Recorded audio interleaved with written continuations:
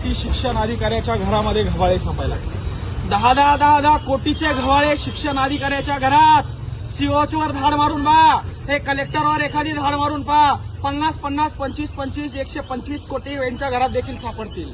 अरे बदलीचे पैसे, प्लेसमेंटचे पैसे, प्रतिनियुक्तीचे पैसे, या डेप्युटेशनचे पैसे, शिक्षकांकडून पैसे उधळण्याचा कारभार या ठिकाणी यांनी लावलाय.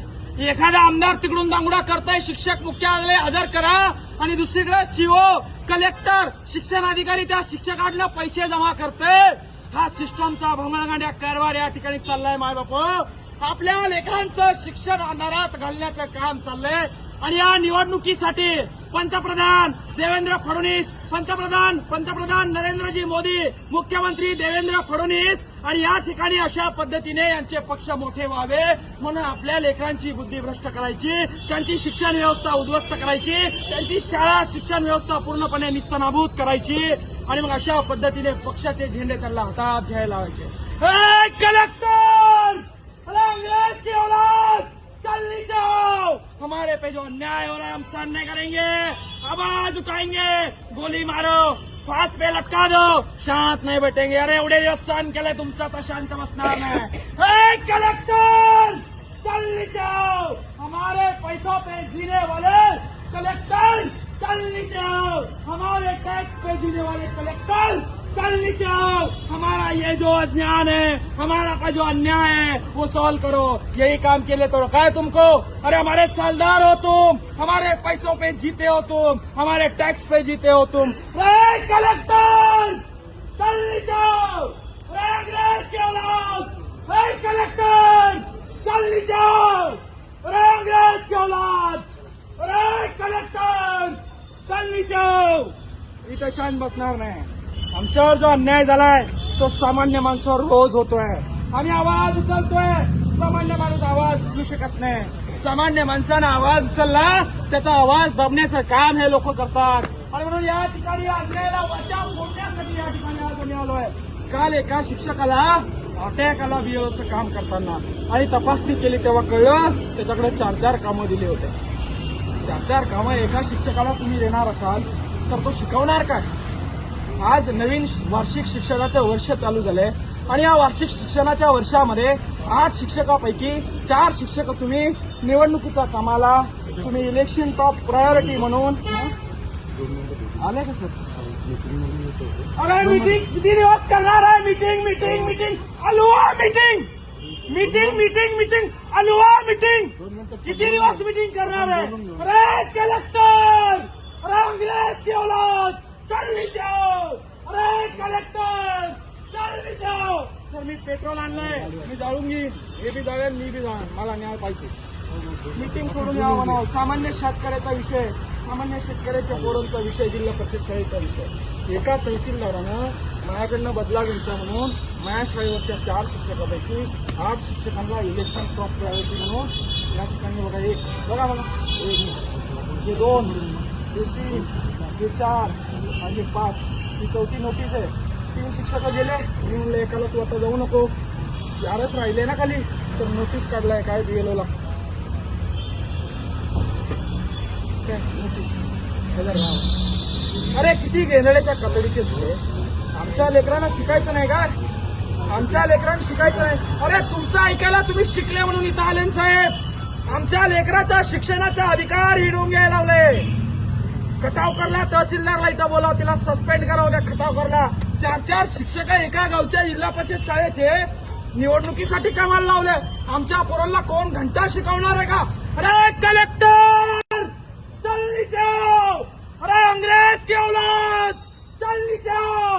आमच्यावर झालेला अन्याय मी सहन करणार नाही. मी या ठिकाणी आवाज उचलतोय.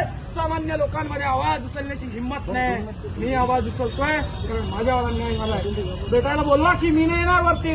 मी कॉल केले, मी फोन केले, मी निवेदन दिले, मी शिक्षणाधिकाऱ्याला बोललो, सीओला बोललो, गट शिक्षणाधिकाऱ्याला बोललो, तहसीलदारला बोललो, नायब तहसीलदारला बोललो. आता मी वर येऊ का भेटायला? मी एक सरपंच असून मला एवढा त्रास? ते काय जागीरदाराची औलाद आहे का? अरे आमचा नौकर आहे, नौकर. काम करतो आम्ही, टॅक्स भरतो आम्ही म्हणून बसलाय तिथं. आम्हालातून पैसे नाही पडले, त्याच्या बापानं खायला दिलं नाही त्याला. अरे आमचा नौकर आहे ते. कलेक्टर, चलनी जाओ. औलाद, आमच्यावर झालेला अन्याय, आम्हाला न्याय मिळाल्याच्या आम्ही शांत बसणार नाही. तुम्हाला हीच भाषा समजते साहेब, प्रेमाची भाषा, निवेदनाची भाषा तुम्हाला समजत नाही. तुम्हाला घोडे लावले, तुमच्या बापाच्या या ठिकाणी पगारातून तुम्ही खात नाही. आमचा शेतकरी बाप तुम्हाला पोचतोय, तुम्हाला जगवतोय, तुम्हाला खायला देतोय, हीच भाषा तुम्हाला समजते. अरे कलेक्टर, अरे अंग्रेज की औलाद, चल नीचे आओ. अरे कलेक्टर, अरे अंग्रेज की औलाद, चल नीचे आओ. आमच्यावर इंग्रजापेक्षा जास्त अत्याचार करायला लागले तुम्ही. अरे आमच्या लेकरांना शिकू द्यायचं तर आमच्या लेकराच्या भविष्याचे 4 शिक्षक दिलेलं म्हणून निवडणुकीच्या कामाला लावले तुम्ही. अरे खड्ड्यात घाला ती निवडणूक, खड्ड्यात गेले ते मंत्री, संत्री, आमदार, खासदार साले हरामखोर. आमच्या पोरांच्या शिक्षणाचा खर्च तुम्हाला निवडून येण्यासाठी करताय. अरे कलेक्टर, अरे अंग्रेज की औलाद, चल नीचे आओ. आम्ही हे सहन करणार नाही. बरेच वर्ष सहन केलं, आता आम्ही हे सहन करणार नाही. आमच्यावर होणाऱ्या प्रत्येक अन्यायावर आम्ही आवाज उचलणार. तुम्ही आमच्या छाताडात गोळ्या घाला, तुम्ही आम्हाला फासावर द्या, आम्ही शांत बसणार नाही. अरे कलेक्टर, अरे अंग्रेज की औलाद, चल नीचे आओ. आम्ही शांत बसणार नाही, आम्ही आवाज उचलणार.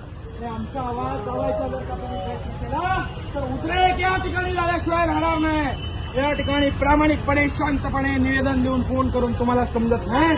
तुम्हाला राडा केल्यावरच या गोष्टी समजतात.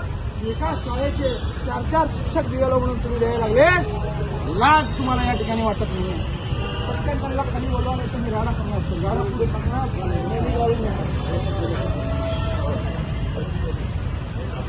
अरे कलेक्टर, का मीटिंग करायला लागले, काजू बदाम खायला लागले आमच्या पैशावर.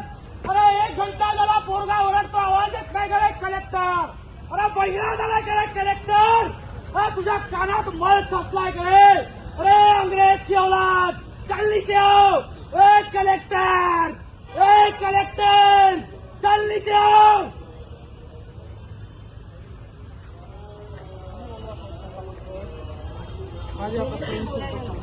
काय 1 तास लागतंय का? पाडईला गेले का पेंडगावला गेले बोलवायला? तिथं बसले असेल ना डोंगारा पट्टीला चिटकून, बोलवा खाली त्यांना. ते काय आमचे बाप आहे का? नोकर आहे ना आमचे. आमच्या पगारातून झुलू राहिले ना, गाड्यामध्ये फिरू राहिले ना ते. तुम्ही बी तर रस्त्यावर त्यांचं संरक्षण करता ना. तुमच्या लेकरांचे शिक्षक असे पळवून लावले निवडणुकीच्या नेत्याची चाकायला, तर पटेल का साहेब तुम्हाला? चुकीचं आहे नाही. काळजी नाही. कोण आवाज उचलणार आहे? त्या शिक्षकांचं तुम्ही ऐकायला तयार नाही. शाळा जिल्हा परिषदचा कचरा करून टाकला. 14 कोटीच्या इमारती बांधायला साहेब हे घ्यायला लागले. आपल्या शाळेमध्ये फरशा नाही पोरायला बसवायला. मास्तर आलं सकाळपासून संध्याकाळपर्यंत, त्याला रस्ता नाही नीट जायला. कामाला बंद झाले ते पैसे नाही, गाय गोठ्याचे नाही, कुठल्या सरकारी कामाचे पैसे नाही.